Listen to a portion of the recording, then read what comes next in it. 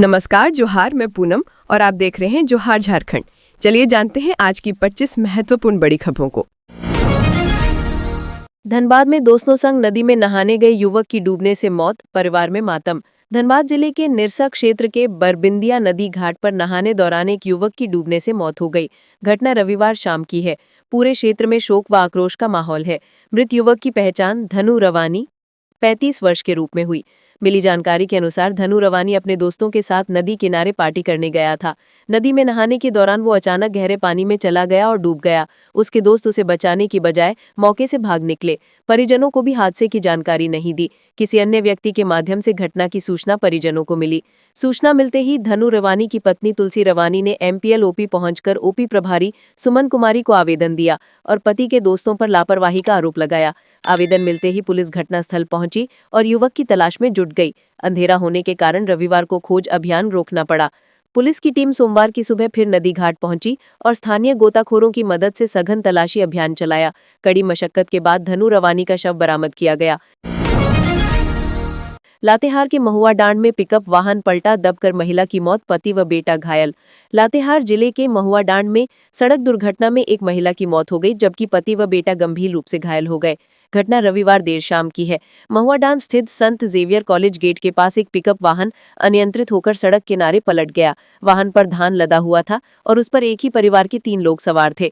तीनों वाहन के नीचे दब गए। हादसे के बाद जोरदार आवाज सुनकर आसपास के ग्रामीण मौके पर पहुंचे और तीनों घायलों को बाहर निकालकर तुरंत सामुदायिक स्वास्थ्य केंद्र महुआ डांड ले गए। घायलों में लाजरुस टोपो 65 वर्ष, उसकी पत्नी सिल्वेनिया टोपो 40 वर्ष और बेटा सलीन टोपो शामिल थे। डॉक्टर ने प्राथमिक उपचार के बाद गंभीर स्थिति देख तीनों को सदर अस्पताल गुमला रेफर कर दिया। परिजनों ने सदर अस्पताल गुमला ले गए, जहां डॉक्टरों ने सिल्वेनिया टोपो को मृत घोषित कर दिया। लाजरुस टोपो और उनके पुत्र सलीन का इलाज जारी है। दोनों की स्थिति चिंताजनक बताई जा रही है। ग्रामीणों के अनुसार वाहन तेज रफ्तार में था, जिससे चालक नियंत्रण खो दिया। सूचना मिलने पर पुलिस सदर अस्पताल पहुंची और शव को कब्जे में लेकर पोस्टमार्टम के लिए लातेहार भेज दिया। परिजनों का रो रो कर बुरा हाल है। कहर बर पाएगी सर्दी, अगले 4 दिनों में न्यूनतम पारा 3 से 4 डिग्री सेल्सियस गिरेगा। झारखंड में सर्दी कहर बरपाने को तैयार है। इसका ट्रेलर भी आज दिखा। बाद आसमान में बादल छाए रहे। मौसम विभाग के अनुसार अगले 4 दिनों में न्यूनतम तापमान का पारा 3 से 4 डिग्री सेल्सियस तक गिरने की संभावना जताई गई है। वहीं सुबह में कोहरा और धुंध छाया रहेगा, बाद में आसमान साफ होगा। झारखंड विधानसभा सदन में सत्ता पक्ष व विपक्ष होंगे आमने सामने। शीतकालीन सत्र में कई मुद्दे होंगे मुखर। झारखंड विधानसभा सत्र का शीतकालीन सत्र 5 दिसंबर से शुरू होगा। इसमें कुल 5 कार्य दिवस होंगे। इसको लेकर सियासी हलचल तेज हो गई है। सत्र के दौरान सरकार अपने कार्यों का रिपोर्ट कार्ड पेश करेगी। वहीं विपक्ष सरकार को घेरने की तैयारी में है। सत्र के सफल संचालन के लिए स्पीकर रविंद्रनाथ महतो ने 4 दिसंबर को सभी पार्टियों की बैठक बुलाई है। शीतकालीन सत्र को लेकर राजनीतिक दलों के बैठकों का दौर जल्द शुरू होगा। 4 दिसंबर को कांग्रेस विधायक दल की बैठक होगी। इसमें कांग्रेस प्रभारी प्रदेश अध्यक्ष सहित पार्टी के विधायक शामिल होंगे। इसी दिन महागठबंधन झामुमो कांग्रेस और राजद की बैठक शाम 4:30 बजे से ATI में CM हेमंत सोरेन की अध्यक्षता में होगी, जिसमें विपक्ष को करारा जवाब देने की रणनीति बनाई जाएगी। भाजपा विधायक दल की बैठक 7 सितंबर को होगी, जिसमें सत्ता पक्ष को घेरने की रणनीति बनेगी। 5 दिसंबर से 11 दिसंबर तक सत्र चलेगा। कुल 5 कार्य दिवस होंगे। 8 दिसंबर को अनुपूरक बजट पेश होगा। 4 दिनों तक प्रश्नकाल चलेगा। सत्र के दौरान कई महत्वपूर्ण विधेयकों पर चर्चा होगी। रांची के मेन रोड स्थित द केन होटल की निर्माणाधीन बिल्डिंग से गिरकर मजदूर की मौत। रांची के मेन रोड स्थित द केन होटल की निर्माणाधीन बिल्डिंग से गिरकर एक मजदूर की मौत हो गई। जानकारी के अनुसार बिल्डिंग के निर्माण कार्य में लगा मजदूर ऊपरी मंजिल से फिसलकर नीचे गिर गया, जिससे उसकी मौके पर ही मौत हो गई।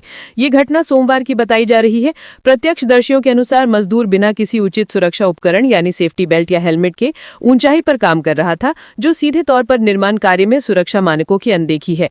मजदूर की बिल्डिंग से गिरकर मौत की खबर फैलने के बाद मौके पर अन्य मजदूर और मृतक के परिजनों की भीड़ जमा हो गई। परिजन और स्थानीय लोग इस घटना के लिए होटल प्रबंधन और ठेकेदार को जिम्मेदार ठहरा रहे हैं। वे प्रबंधन से तुरंत पर्याप्त मुआवजा और मृतक के परिवार के एक सदस्य को नौकरी देने की मांग को लेकर हंगामा कर रहे हैं। सस्पेंडेड IAS विनय चौबे की बेल पर सुनवाई पूरी, फैसला सुरक्षित। हजारीबाग में हुए वन भूमि घोटाले के आरोप में जेल में बंद IAS अधिकारी विनय चौबे की जमानत याचिका पर हजारीबाग ACB की स्पेशल कोर्ट में सुनवाई हुई। सोमवार की सुनवाई के दौरान अदालत ने ACB के विशेष लोक अभियोजक और विनय चौबे के अधिवक्ता की बहस एवं दलीलें सुनने के बाद अपना फैसला सुरक्षित रख लिया है। अब कोर्ट क्या फैसला सुनाएगी ये देखना काफी महत्वपूर्ण होगा। दरअसल चर्चित शराब घोटाला और हजारीबाग में खास महल यानी सेवायत जमीन घोटाला मामले में आरोपी विनय चौबे को एसीबी भ्रष्टाचार निरोधक ब्यूरो ने 10 नवंबर को हजारीबाग में उनके कार्यकाल में हुए वन भूमि घोटाला में भी अभियुक्त बनाया है। एसीबी ने इस मामले की प्राथमिक जांच यानी प्रिलिमिनरी इंक्वायरी पहले ही कर ली थी, जिसके बाद रांची एसीबी ने कांड संख्या 11/2025 दर्ज की है। इस केस में विनय चौबे के करीबी विनय सिंह, उनकी पत्नी स्निग्धा सिंह, हजारीबाग के विधायक प्रदीप प्रसाद, तत्कालीन सीईओ शैलेश कुमार और ब्रोकर विजय सिंह समेत 73 लोगों को नामजद आरोपी बनाया गया है। सरकारी कार्यालयों में बिल क्लर्क की कमी का होगा समाधान, नया एसओपी जारी। अब से राज्य के सरकारी कार्यालयों में बिल क्लर्क की कमी की समस्या का समाधान होगा। इसके लिए एसओपी स्टैंडर्ड ऑपरेटिंग प्रोसीजर तैयार किया गया है। इसके तहत जिन कार्यालयों में नियमित कर्मी नहीं है, वहां प्रतिनियुक्त कर्मियों को बिल क्लर्क की भूमिका में कार्य करने के लिए उन्हें मैप किया जाएगा। प्रतिनियुक्त कर्मियों को बिल क्लर्क की भूमिका में कार्य करने के लिए मैपिंग की जाएगी। निकासी एवं व्ययन पदाधिकारी डीडीओ बिल क्लर्क के लिए ऑनलाइन आग्रह करेंगे। अनुमोदन प्राप्त होने के बाद वहां प्रतिनियुक्त कर्मचारी को बिल क्लर्क के रूप में जोड़ा जा सकेगा। इसके लिए पूर्व में जारी एसओपी को 12 अगस्त 2025 के प्रभाव से रद्द कर दिया गया है। अज्ञात वाहन ने बाइक सवार को मारी टक्कर, हादसे में अधेड़ की गई जान। बोकारो से सड़क हादसे की एक बड़ी खबर आ रही है, जहां जिले के चास मुफस्सिल थाना क्षेत्र के चास तलगड़िया मुख्य पथ पर धंडाबर के पास अज्ञात वाहन की चपेट में आने से बाइक सवार युवक घलटू रजवार की घटनास्थल पर ही मौत हो गई। मामला रविवार की शाम करीब 4:30 बजे की बताई जा रही है। बताया जा रहा है कि 48 वर्षीय घलटू रजवार अपनी बाइक से अमलाबाद ओपी क्षेत्र भंडारी बांध गांव में किसी रिश्तेदार के यहां पार्टी से अपने घर भवानीपुर साइड चास लौट रहे थे। इसी क्रम में उनकी बाइक अज्ञात वाहन की चपेट में आ गई। घटना के बाद लोगों की भीड़ लगनी शुरू हो गई। मिली जानकारी के अनुसार मृतक जोधाढी मोड़ की दुकान में मजदूरी पर काम करता था। उसके 2 पुत्र हैं। घटना के बाद परिजनों का रो रोकर बुरा हाल है।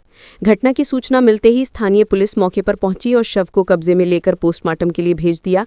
हालांकि आक्रोशित ग्रामीणों ने काफी मशक्कत के बाद शव उठाने दिया। परिजन मुआवजे की मांग पर अड़े रहकर शव को उठाने नहीं दे रहे थे, लेकिन काफी समझाने के बाद शव को उठाया जा सका और पोस्टमार्टम के लिए भेज दिया गया। घरेलू महिलाओं के लिए खुशखबरी, एलपीजी सिलेंडर हुए सस्ते। साल 2025 के अंतिम महीने की शुरुआत उपभोक्ताओं के लिए राहत भरी रही है। 1 दिसंबर से देश भर में 19 किलो वाले कमर्शियल एलपीजी सिलेंडरों के दाम घटा दिए गए हैं। इंडियन ऑयल की ताज़ा मूल्य सूची के अनुसार कमर्शियल सिलेंडर पर लगभग 10 रुपये की कटौती लागू की गई है। दिल्ली और कोलकाता में कीमतों में 10 रुपये की कमी की गई है, जबकि मुंबई और चेन्नई में 10.50 रुपये की राहत मिली है। नई दरें आज से देश भर में लागू हो चुकी हैं। देश में एलपीजी की कीमतों को आईओसी, बीपीसीएल और एचपीसीएल हर महीने की पहली तारीख को अपडेट करते हैं।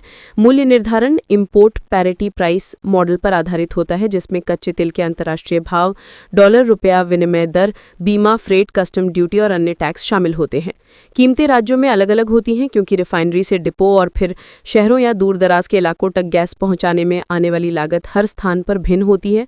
खासकर पहाड़ी और दूरस्थ क्षेत्रों में ट्रांसपोर्टेशन खर्च ज़्यादा होने के कारण उपभोक्ताओं को वहां अधिक कीमत चुकानी पड़ती है।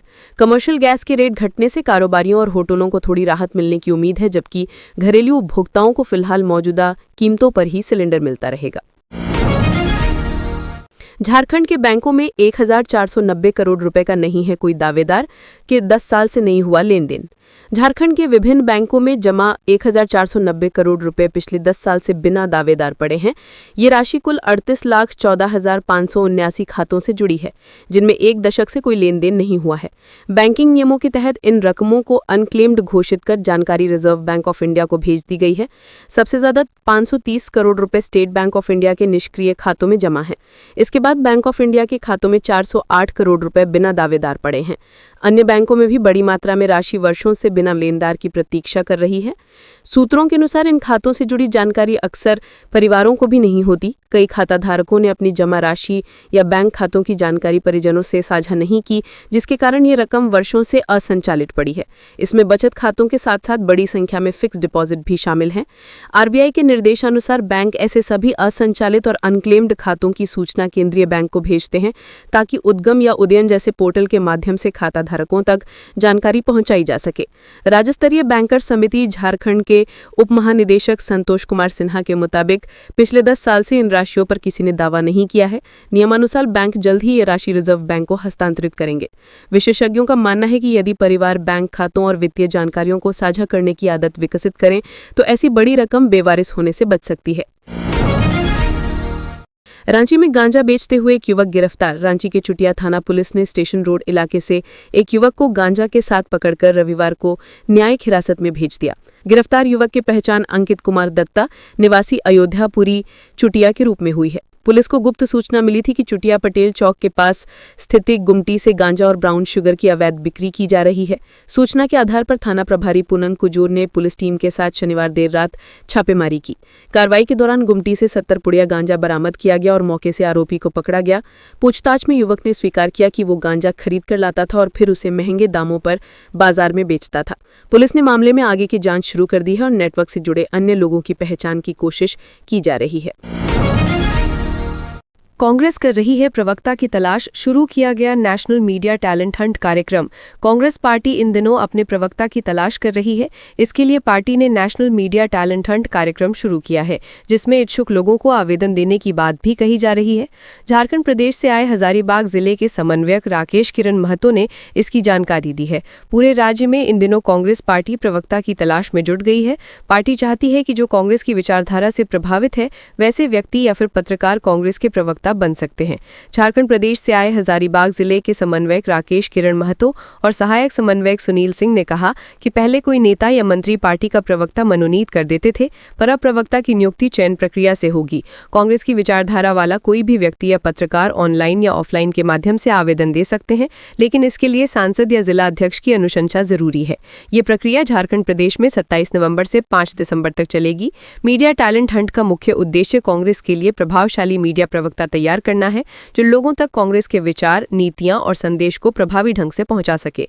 कांग्रेस पार्टी का उद्देश्य नए और सक्षम लोगों को मौका देना है, ताकि पुराने परंपरागत नेताओं के बजाय नया चेहरा जुड़ सके। लातेहार में अफीम की खेती के खिलाफ अभियान, 10 एकड़ में लगी फसल को पुलिस ने किया नष्ट। लातेहार जिले में अफीम की खेती के खिलाफ पुलिस की कार्रवाई शुरू हो गई है।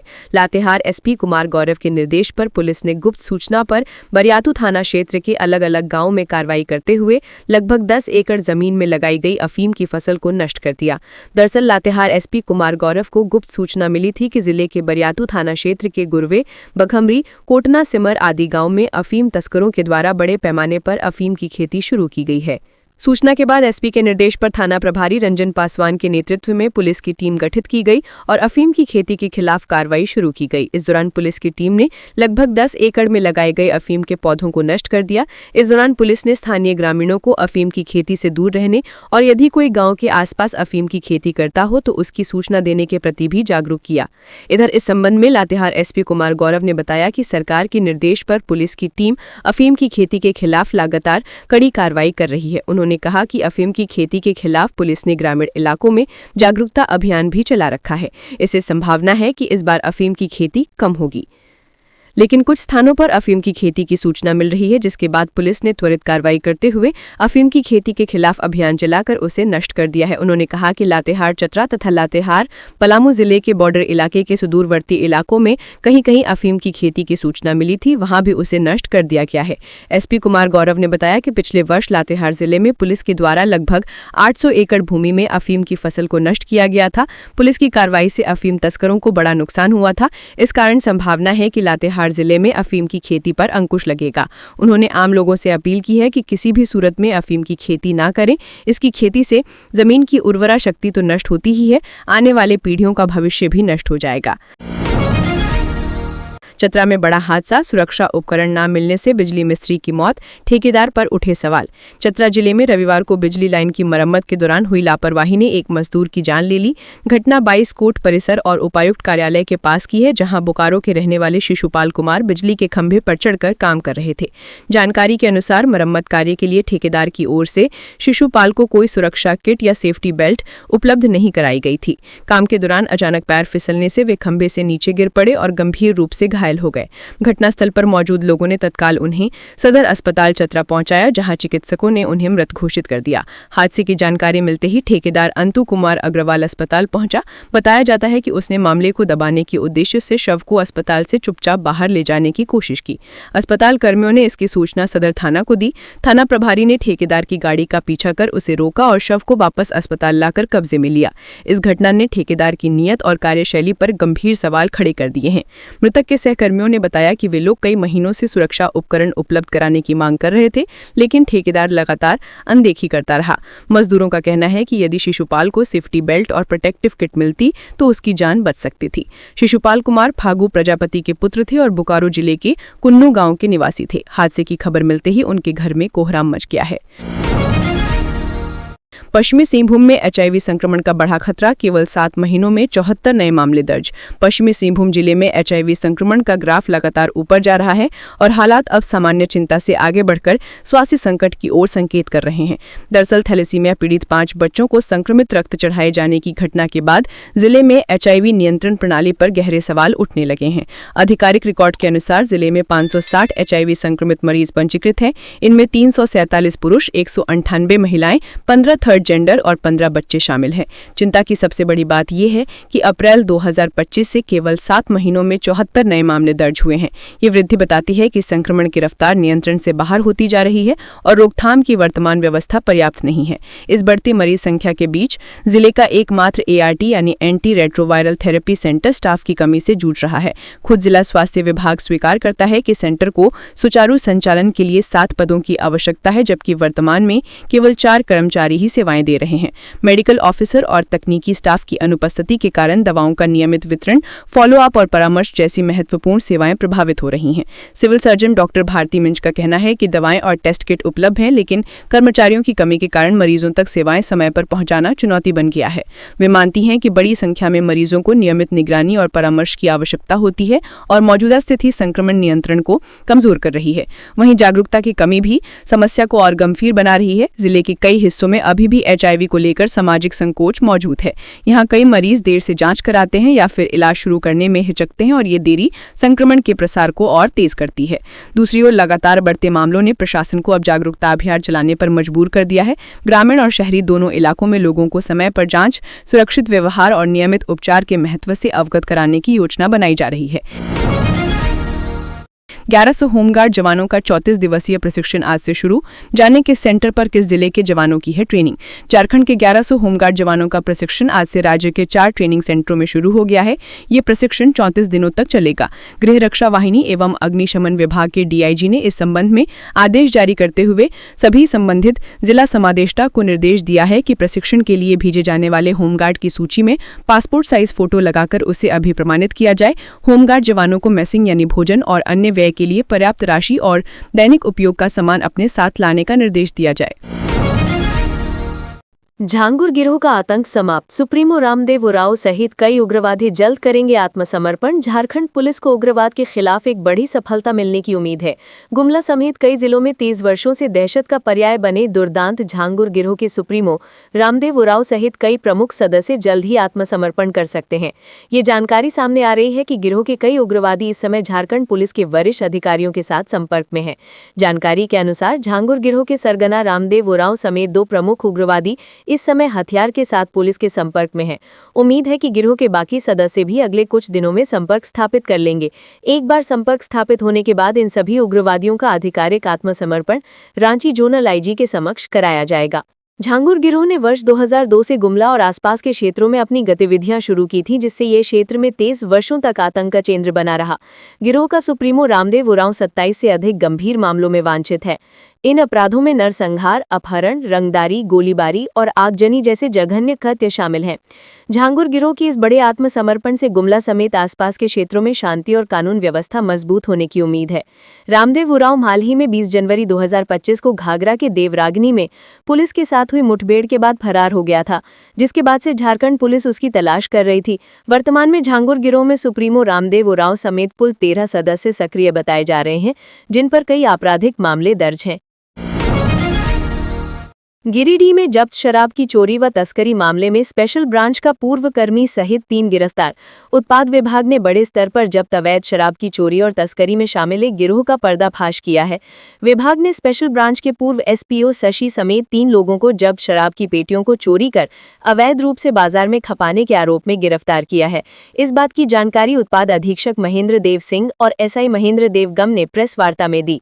पुलिस के अनुसार शशि कुमार राय, जो पहले स्पेशल ब्रांच का कर्मी था, खुद को स्पेशल ब्रांच का एसपीओ बताकर पुराने सर्किट हाउस के एक कमरे को कब्जे में रखा था और यहीं से वो उत्पाद विभाग द्वारा जब्त 2000 शराब की पेटियों को बाजार में खपा रहा था।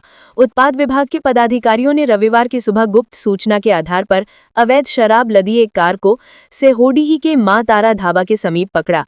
इंडिगो कार में खुद शशि कुमार राय मौजूद था, जबकि उसका 2 साथी पंकज यादव और मनोज मंडल बेंगाबाद निवासी बाइक से कार के साथ चल रहे थे। पुलिस को देखकर दोनों भागने की कोशिश करने लगे, लेकिन टीम ने पीछा कर दोनों को पकड़ लिया। पूछताछ करने पर खुलासा हुआ कि पुराने सर्किट हाउस से जब्त शराब की पेटियों को चुराने वाला गिरोह का सरगना एसपीओ शशि कुमार ही है। जब उसके कमरे को खंगाला गया तो उसके कमरे से शराब की 14 पेटियां भी जब्त की गईं। जानकारी के अनुसार गिरिडीह के निमिया घाट से 5 साल पहले जब्त शराब की 2000 पेटियों को सुरक्षा कारणों से पुराने सर्किट हाउस में रखा गया था। इसी जब शराब की संगठित रूप से चोरी की जा रही थी। बताया जाता है कि शशि को कुछ महीने पहले ही स्पेशल ब्रांच से निष्कासित किया गया था। वो इसी पहचान का लाभ उठाकर सर्किट हाउस में कमरा कब्जे में रखे हुए था और वहीं से तस्करी कर रहा था। धनबाद में देर रात तक चला एंटी क्राइम चेकिंग अभियान, कई वाहनों पर कार्रवाई। धनबाद एसएसपी प्रभात कुमार के निर्देश पर जिले में रविवार शाम से देर रात तक व्यापक विशेष एंटी क्राइम चेकिंग अभियान चलाया गया। इस दौरान सभी थाना क्षेत्रों के मुख्य चौक चौराहों, बाजार क्षेत्रों, bus stand, railway station, national highway और भीड़भाड़ वाले संवेदनशील इलाकों में वाहनों की जांच की गई। जांच अभियान के दौरान बिना नंबर प्लेट वाले वाहन, फर्जी या संशोधित नंबर वाले वाहन, बिना कागजात के चल रहे वाहन और नशे में वाहन चलाने वाले चालकों पर विशेष निगरानी रखी गई। कई वाहनों के विरुद्ध वैधानिक कार्रवाई भी की गई। इसके अलावा संदिग्ध व्यक्तियों की तलाशी ली गई, उनके पहचान पत्र और मोबाइल की जांच की गई। इस दौरान पुलिस टीमों ने मौके पर राहगीरों और वाहन चालकों को सतर्क रहने और ट्रैफिक नियमों का पालन करने की अपील भी की। एंट्री क्राइम चेकिंग अभियान में जिले के सभी थाना प्रभारी, ओपी प्रभारी और विशेष पुलिस टीमें शामिल रहीं। वहीं डीएसपी और एसडीपीओ स्तर के अधिकारी लगातार क्षेत्र में मौजूद रहकर अभियान की समीक्षा करते रहे। यातायात प्रभारी लव कुमार ने बताया कि वरीय पुलिस अधीक्षक के निर्देश पर सघन वाहन जांच अभियान चलाया गया। पुलिस का मुख्य फोकस अपराध नियंत्रण, अवैध गतिविधियों पर रोक और विधि व्यवस्था को मजबूत करना रहा। कहा कि आगे भी अभियान नियमित रूप से जारी रहेगा ताकि असामाजिक तत्वों में कानून का भय बना रहे और शहर में शांतिपूर्ण एवं सुरक्षित वातावरण सुनिश्चित हो सके। पलामू में ऑनलाइन गेमिंग ठग गिरोह का भंडाफोड़, 7 साइबर अपराधी गिरफ्तार। पलामू जिले की हुसैनाबाद थाना पुलिस ने ऑनलाइन गेमिंग और बैटिंग के नाम पर लाखों रुपए की ठगी करने वाले संगठित साइबर गिरोह का भंडाफोड़ किया है। हुसैनाबाद एसडीपीओ को मिली गुप्त सूचना के आधार पर विशेष छापामारी टीम यानी एसआईटी ने 3 मंजिला मकान में छापेमारी कर 7 साइबर अपराधियों को गिरफ्तार कर लिया। सूचना मिली थी कि हुसैनाबाद स्थित अनिल कुमार विश्वकर्मा के 3 मंजिला मकान में कुछ युवक पिछले कई दिनों से ठहरे हुए हैं, जो ऑनलाइन गेमिंग और सट्टेबाजी के माध्यम से ठगी कर रहे हैं। इस सूचना पर पलामू एसपी के निर्देश पर छापेमारी टीम का गठन किया गया। छापेमारी टीम ने मकान की 3री मंजिल के 2 अलग-अलग कमरों में 7 युवकों को ऑनलाइन गेमिंग करते रंगे हाथ दबोच लिया। पकड़े गए युवकों में छत्तीसगढ़ के भिलाई का राहुल सिंह लोधी, बिहार के औरंगाबाद के सुजीत कुमार विश्वकर्मा, अजित कुमार उर्फ अजीत विश्वकर्मा, रोहित कुमार सिंह उर्फ राजा, झारखंड के बोकारो का जुबैर अंसारी, रामगढ़ का अयाज आलम उर्फ टिंकू व रांची का अक्षय कुमार कुंडू शामिल हैं। उनके पास से कई महंगे mobile, laptop, tablet, bank passbook, ATM card, chequebook, online transaction की डायरी, जियो फाइबर राउटर सहित कुल 31 आइटम बरामद किए गए हैं। पूछताछ में सभी ने स्वीकार किया कि वे महादेव बेटिंग ऐप से जुड़े खेलोयार.साइट प्लेटफॉर्म की फ्रेंचाइजी आईडी 141 चलाते थे। पुलिस उन्हें गिरफ्तार कर थाना ले आई। गिरफ्तार युवकों ने पुलिस को बताया कि वे ग्राहकों से ऑनलाइन रुपया लेकर टोकन मनी देते थे और जीत हार के आधार पर लेन देन करते थे। इस नेटवर्क के माध्यम से प्रतिदिन 7 से 8 लाख रुपए तक का अवैध कारोबार कर रहे थे, जिसमें 70% राशि प्रमोटर और 30% फ्रेंचाइजी को मिलती थी। गिरोह भोले भाले ग्रामीणों को पैसे का लालच देकर उनके दस्तावेज से बैंक खाता खुलवाता था और एटीएम, पासबुक व चेकबुक अपने कब्जे में रख लेता था। इन्हीं फर्जी खातों में ठगी की रकम रकम ट्रांसफर की जाती थी। पूछताछ में यह भी उजागर हुआ कि पूरे नेटवर्क को 3 मुख्य आरोपी छत्तीसगढ़ के भिलाई के शेल्वी उर्फ मनीष, औरंगाबाद के राजन कुमार सिंह और प्रवीण भैया संचालित करते हैं। छापेमारी में एसडीपीओ हुसैनाबाद एस मोहम्मद याकूब, हुसैनाबाद थाना, हैदरनगर थाना व देवरी ओपी के कई पुलिस अधिकारी एवं सशस्त्र बल के जवान शामिल थे। अलका लांबा का भाजपा और चुनाव आयोग पर जोरदार हमला, बोली सड़क से संसद तक लड़ाई रहेगी जारी। राजधानी रांची में अखिल भारतीय महिला कांग्रेस की राष्ट्रीय अध्यक्ष अलका लांबा ने रविवार को एक संयुक्त प्रेस कॉन्फ्रेंस को संबोधित किया। इससे पहले झारखंड महिला कांग्रेस की नई प्रदेश अध्यक्ष रामा खलखो ने औपचारिक रूप से पदभार ग्रहण किया। पदभार ग्रहण समारोह के तुरंत बाद दोनों नेताओं ने मीडिया से बातचीत की और केंद्र सरकार, चुनाव आयोग तथा राष्ट्रीय सुरक्षा से जुड़े मुद्दों पर तीखे सवाल खड़े किए। अलका लांबा ने कहा कि देश इस समय एक ऐसे दौर से गुजर रहा है जहां लोकतांत्रिक संस्थाओं पर दबाव बढ़ रहा है। उन्होंने स्पष्ट कहा कि संसद का सत्र भले ही अपने तरीके से चलता रहेगा, लेकिन कांग्रेस का संघर्ष सड़क से लेकर सदन तक जारी रहेगा। उनके अनुसार राहुल गांधी और मल्लिकार्जुन खड़गे संसद में जनता के सवाल उठाएंगे, जबकि महिला कांग्रेस और संगठन के अन्य मोर्चे मैदान में उतरकर लोगों की आवाज को मजबूत करेंगे। उन्होंने सीआईएम के मुद्दे पर भी केंद्र सरकार को घेरा और कहा कि इस नई व्यवस्था के बहाने आदिवासियों के अधिकारों में कटौती की जा रही है। कई ब्लॉक स्तर के अधिकारी और कर्मचारी भारी दबाव झेल रहे हैं और मानसिक तनाव के कारण आत्महत्या जैसे मामलों की खबरें सामने आ रही हैं। उन्होंने इसे बेहद चिंताजनक करार दिया। चुनाव आयोग पर बोलते हुए अलका लांबा ने आरोप लगाया कि आयोग मूक दर्शक बनकर सब कुछ देख रहा है। उन्होंने कहा कि हरियाणा में 25 लाख फर्जी वोट तैयार कर लिए गए, जबकि बीजेपी के कुछ नेता दिल्ली और बिहार दोनों जगह वोट करते हैं। बिहार में भी कई जगहों पर वोटरों के नाम काटे जाने की शिकायतें मिल रही हैं। उन्होंने कहा कि हम चुनाव आयोग को चैन से बैठने नहीं देंगे। यह बीजेपी की मशीन नहीं बल्कि संवैधानिक पद है और इसे अपनी जिम्मेदारी निभानी चाहिए।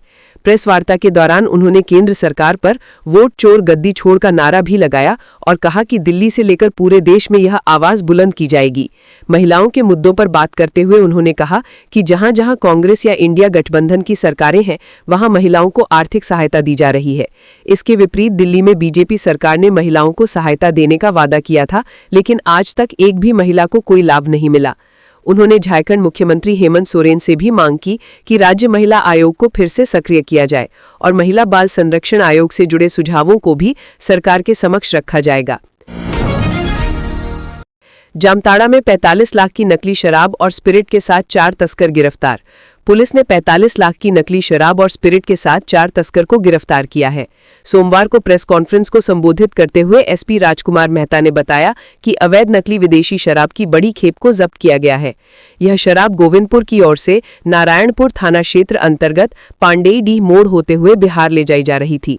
इस कार्रवाई में 4 अभियुक्तों को गिरफ्तार किया गया है और जब्त शराब का अनुमानित बाजार मूल्य बिहार में करीब 45 लाख है। एसपी ने बताया कि सूचना मिली थी कि एक वाहन में अवैध नकली विदेशी शराब को छिपाकर बिहार ले जाया जा रहा है, जिसकी एस्कॉर्टिंग 2 अन्य 4 पहिया वाहन कर रहे हैं। सूचना की गंभीरता को देखते हुए विशेष टीम का गठन किया। टीम ने पांडेयडीह मोड़ के पास गोविंदपुर साहेबगंज मुख्य मार्ग पर वाहनों की जांच शुरू की। इसी दौरान गाड़ी की तलाशी लेने पर कुरकुरे की बोरियों के पीछे अवैध माल छिपाकर रखा गया था। पुलिस ने विधिवत रूप से सामग्री और वाहनों को जब्त किया। गठित टीम ने मौके से 4 अभियुक्तों को भी गिरफ्तार कर लिया है। दुमका में होटल के बाहर फायरिंग, एसपी ने कहा जल्द होगी गिरफ्तारी। एक होटल में बदमाशों ने दहशत फैलाने के उद्देश्य से फायरिंग कर दी। घटना मुफस्सिल थाना क्षेत्र के कुसुमडीह गांव के पास दुमका रामपुर हाट मुख्य मार्ग पर स्थित राधिका होटल की है। सारा विवाद खाने के बिल देने को लेकर था। बदमाशों ने होटल के शटर और शीशे पर ताबड़तोड़ फायरिंग की। हालांकि हमले में कोई घायल नहीं हुआ। इधर घटना पर एसपी पीतांबर सिंह घेरवार का कहना है कि दोषियों को जल्द गिरफ्तार किया जाएगा। इसमें खास बात यह है कि घटना दुमका पुलिस लाइन से महज 500 मीटर की दूरी पर हुई। दरअसल घटना बीती देर रात की है, जब दुमका रामपुर हाट मार्ग पर पुलिस लाइन के समीप 4 हथियारबंद बदमाशों ने होटल राधिका के शटर और शीशे पर फायरिंग कर दी। होटल मालिक प्रतुल कुमार मंडल ने बताया कि 2 दिन पहले होटल में खाने के बिल के पेमेंट को लेकर कुछ युवकों के साथ विवाद हुआ था। रविवार रात इस पर समझौता भी हो गया था। इसके बावजूद देर रात मुकेश यादव, बाबुल यादव, किशोर यादव और विक्रम दास एक वाहन से आए और अंधाधुंध फायरिंग कर दी। होटल मालिक ने बताया कि हम लोग होटल के अंदर ही थे। जैसे ही गोली की आवाज सुनकर बाहर आए तब तक वे लोग भाग चुके थे। होटल मालिक ने ये भी बताया कि रात में ही सदर एसडीपीओ विजय कुमार महतो थाना प्रभारी के साथ मामले की जांच के लिए पहुंचे और लगभग 2:30 बजे तक जांच की। घटना सीसीटीवी में कैद है। उन्होंने बताया कि इस मामले में होटल मालिक द्वारा दिए गए आवेदन पर एफआईआर की गई है। जेएससीए टिकट सिस्टम पर बवाल तेज, पारदर्शिता पर अर्जुन मुंडा ने उठाए सवाल। रांची में भारत दक्षिण अफ्रीका वनडे मैच में जेएससीए के टिकट सिस्टम को लेकर विवाद गहरा गया है। टिकट बिक्री और पास वितरण को लेकर गंभीर सवाल उठने लगे हैं, जिसके बाद पूरे मामले की पारदर्शिता पर बहस छिड़ गई है। झारखंड हाईकोर्ट के अधिवक्ता धीरज कुमार ने टिकट बिक्री और पास वितरण को लेकर गंभीर सवाल उठाए हैं। उनका आरोप है कि टिकट और पास बांटने में कई गड़बड़ियां सुनने को मिली हैं, इसलिए पूरे मामले की न्यायिक जांच होनी चाहिए। अधिवक्ता धीरज कुमार का कहना है कि अगर जांच हुई तो सच सामने आएगा और ये पता चलेगा कि टिकट और पास किस तरह बांटे गए। तो ये थी आज की झारखंड के महत्वपूर्ण बड़ी खबरें। अगर आप इसी तरह झारखंड के हर छोटी से बड़ी खबर की जानकारी पाना चाहते हैं तो आप हमारे चैनल को सब्सक्राइब करके रखें। तो हमें दीजिए इजाजत, फिर मिलते हैं अगली न्यूज में। धन्यवाद।